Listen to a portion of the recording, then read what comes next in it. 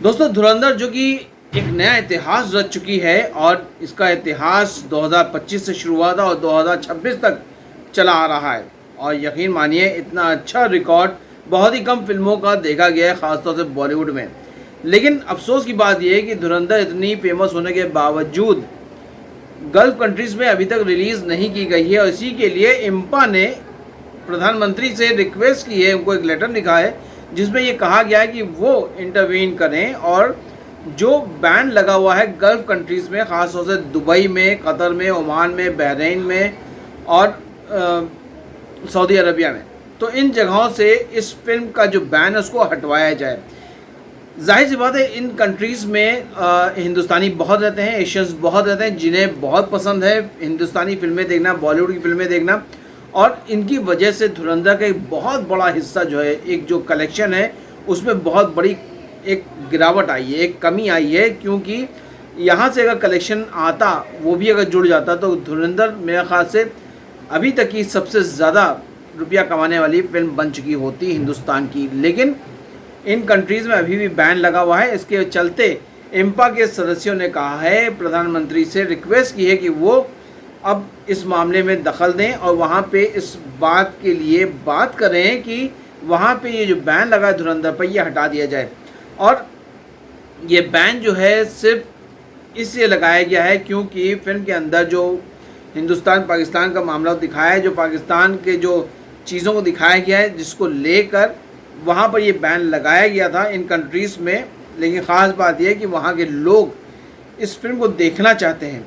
इस फिल्म के बारे में इतनी उन्होंने सुन रखी चीज़ें, और यहाँ तक मुझे पता है कि एक साहब तो दुबई से ख़ास तौर से फ्लाई करके लौट आए थे इंडिया सिर्फ ये फिल्म देखने के लिए।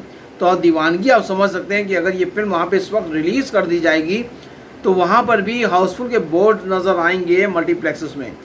तो इस वक्त अगर ये मामला सॉर्ट आउट हो जाता है तो यकीनन धुरंधर के लिए एक बहुत बड़ी कामयाबी होगी। लेकिन वहीं दूसरी तरफ ये भी समझ में आता है कि बहुत सारी ऐसी फिल्में हैं जिसके लिए इम्पा ने कभी भी आवाज़ नहीं उठाई।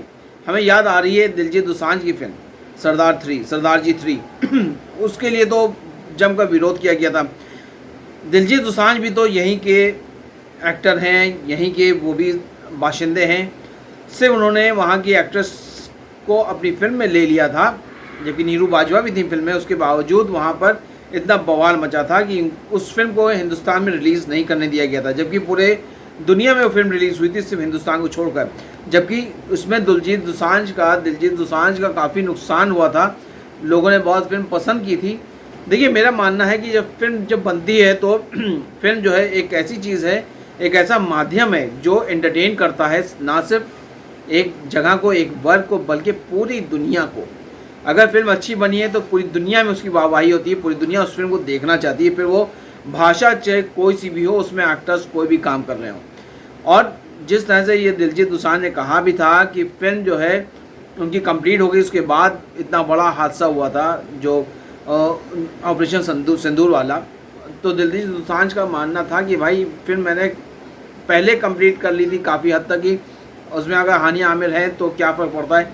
यहाँ पर भी यही बात आती है कि यहाँ पर भी कहानी तो पाकिस्तान से रिलेटेड है, एक्टर्स यहाँ की बात अलग है। लेकिन ये थोड़ा सा दोहरा मापदंड हमको नज़र आता है।